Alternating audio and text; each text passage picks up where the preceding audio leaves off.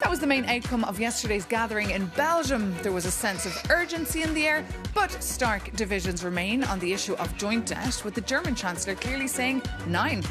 Euronews' EU editor Mario Draghi was on the ground and had the chance to speak exclusively to the President of the European Parliament, Roberta Metsola, and she started by asking her for her view on how to boost the European economy. We have a narrow opportunity before the March European Council to have concrete outcomes and a timeline.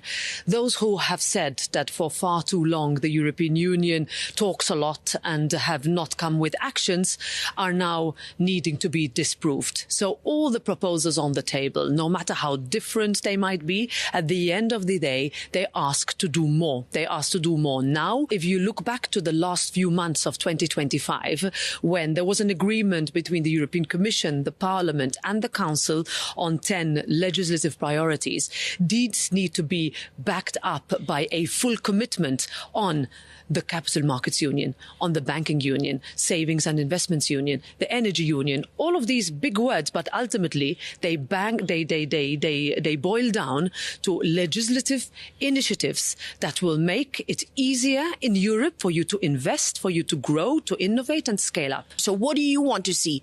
Well, 2026 is going to be the year where we need to save the automotive industry. 2, we need to shore up where we are market leaders. 3, we need to conclude more trade deals. We're doing this already. We've seen what happened with the US, with India, different trade deals on the table that we need to, in Parliament, also vote on. This is the year where we no longer say we might do it next year. We need to vote this year. And we're already going through that. The head of the Commission, she talked about a commission that is committed to providing that executive action, but she also said that co-legislators really need to do their part. Do you view that as criticism, that the European Parliament is not playing its role?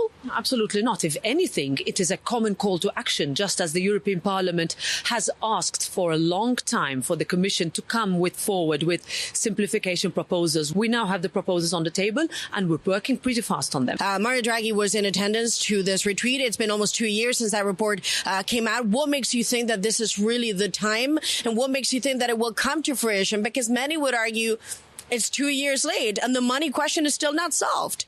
Well, if you think about this simplification drive and what we're currently working on, all of this comes, if you will, from the Draghi and Letta reports. Do we need to go further? Absolutely. We're talking about 800 billion euros that are injected into the European economy every year. What are we doing on that? Are we going to manage to save the industries where we are market leaders? This is what 2026 is about. And this is the discussion that it's not only Mario Draghi having with the European leaders, but every single leader of a company in Europe, every single family, but also every citizen that would like his and her bills to go down lower for us to be able to make it easier for them to live. And I think it's a common discussion across the continent. Perhaps in the past we would have waited a little bit longer.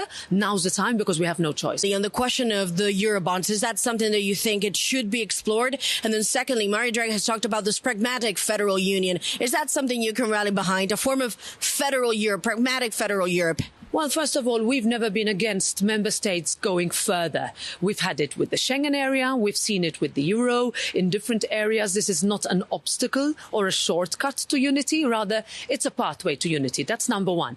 The second thing is, what are we going to do to decrease the productivity gap that we have? At the end of the day, the arguments are weighed between whether you increase the financing in our economies by capital. At the end of the day, we have savings in the European Union. It's the tools that we use that need to promote growth. And on the other hand, how are we going to pull up those member states that still see a big gap in their productivity level? This is all one that needs to be coming together, because as a union, the better we are together, the better economically we can do.